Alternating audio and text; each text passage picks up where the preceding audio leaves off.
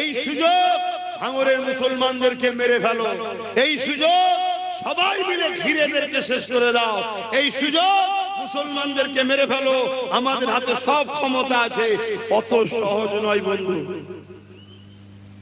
ফাইসাল্লাহ আল্লাহর পক্ষ থেকে হয়, কথা মাথায় ঢুকছে?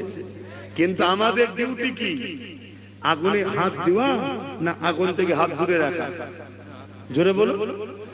এইটা তো মানব, এইটাই তো মনুষ্যত্ব। জ্ঞান আল্লাহ দিয়েছে তো হাত দিবার নয়, তাহলে ইচ্ছা করে আগুনে হাত দেওয়া যাবে না। তাহলে আজকে আমি যে বুঝতে পারছি পরিস্থিতি কি হচ্ছে, তারপরেও যদি আমি কম্বল মুড়ি দিয়ে 10টা পর্যন্ত ঘুমাই, এটা আমার ভুল হচ্ছে নয়। আমার তো উঠতে হবে, প্রস্তুত হতে হবে, তৈরি হতে হবে। বাকি সব বুঝতে পারছেন তো নাকি? হ্যাঁ, একটু বুঝলেন, একটু বোঝে। হযরত আবু বকর সিদ্দিক যখন 10,000 নিয়ে গেছে, মুসাইলামাতুল কাজ্জাব ভাবছে আরে এরা তো 10,000, আমার 90,000, কোনো ব্যাপার না, মেরে ফেলবে।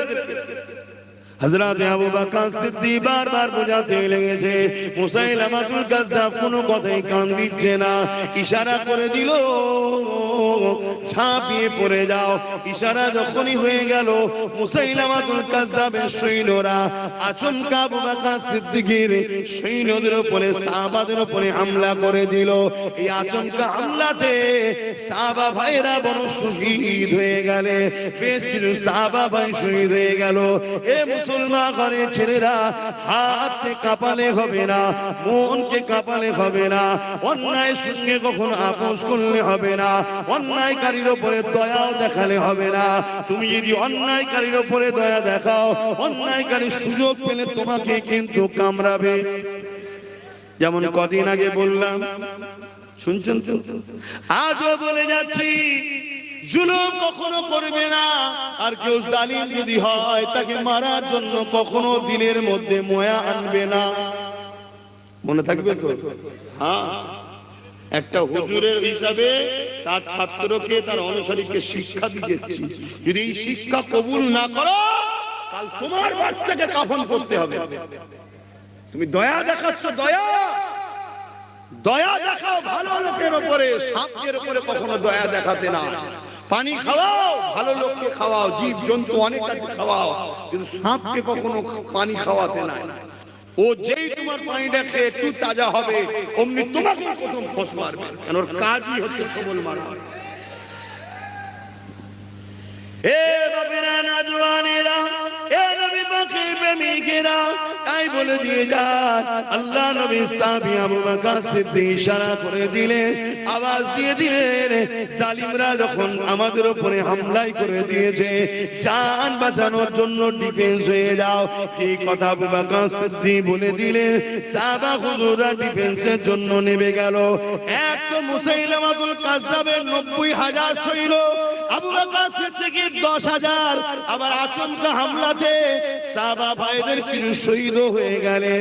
এরপরও যখন আবু বকর সিদ্দিক বললেন ডিফেন্সে নেমে যাও, ওই ডিফেন্সে যখন নেমে গেল, ইতিহাস বলতে লেগেছে এই 10,000 থেকে কিছু কমেও গেছে। এরপরও এই গুটি কত সাহাবার মোকাবেলায় 90,000 টিকতে পারলো না, 90,000 জাহান্নামে চলে গেল।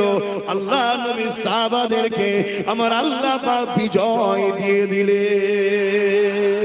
আরো জোরে বলুন সুবহানাল্লাহ।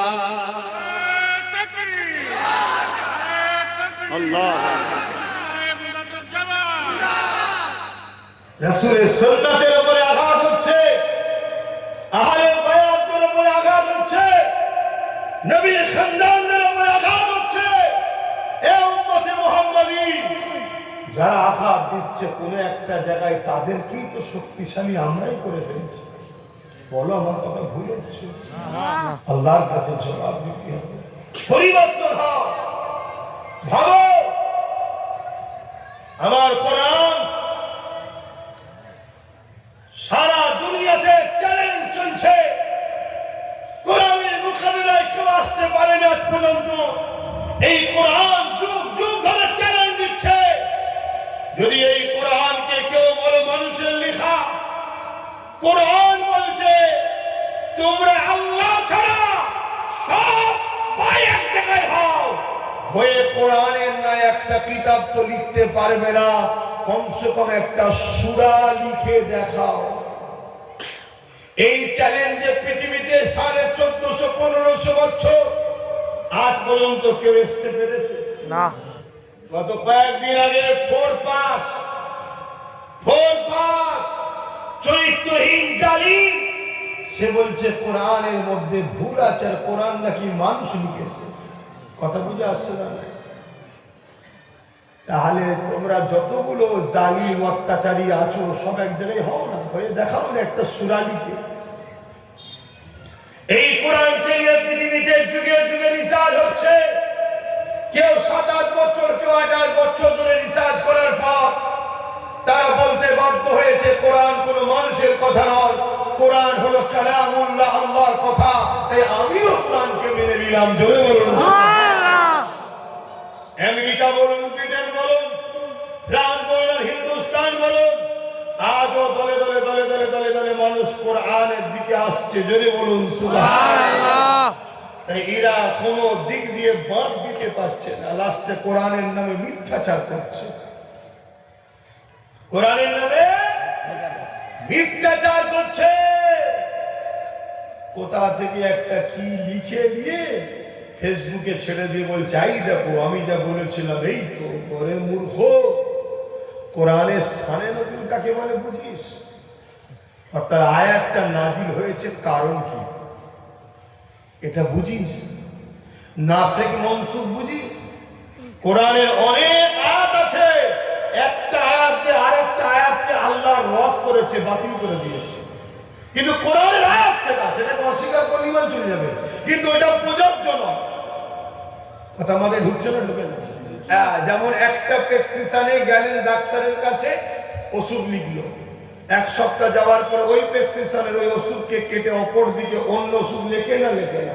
কারণ ডাক্তারই জানে রোগীকে এখন কি দিতে হবে। আগে যেটা দিয়েছিল ডাক্তার কি ভুল দিয়েছে? না, আগের দোষটা তখনকারের জন্য ঠিক, দ্বিতীয় দোষটা এখনকারের জন্য ঠিক। তো কোরআন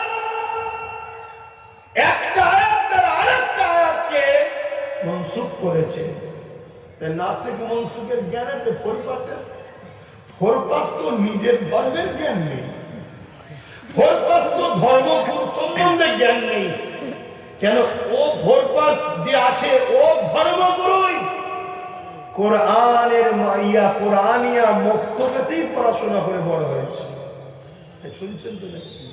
কিন্তু না, এগুলো বলে একটা বিভাজন তৈরি করো। কেন? যে ভুলটা আমি করেছি আমার পিঠের চামড়া তুলে দেবে আমার জাতের লোকেরা। একটা এমন কথা শোনাও যে কথায় এখন সব বিভাজন তৈরি হয়ে যায়, হই হই শুরু হয়ে যায়, আমাকে লোক ভুলে যাবে। শুনছেন তো নাকি? এই চিটিংবাজদের কোয়ালিটি কোন কোয়ালিটি বোঝা মুশকিল।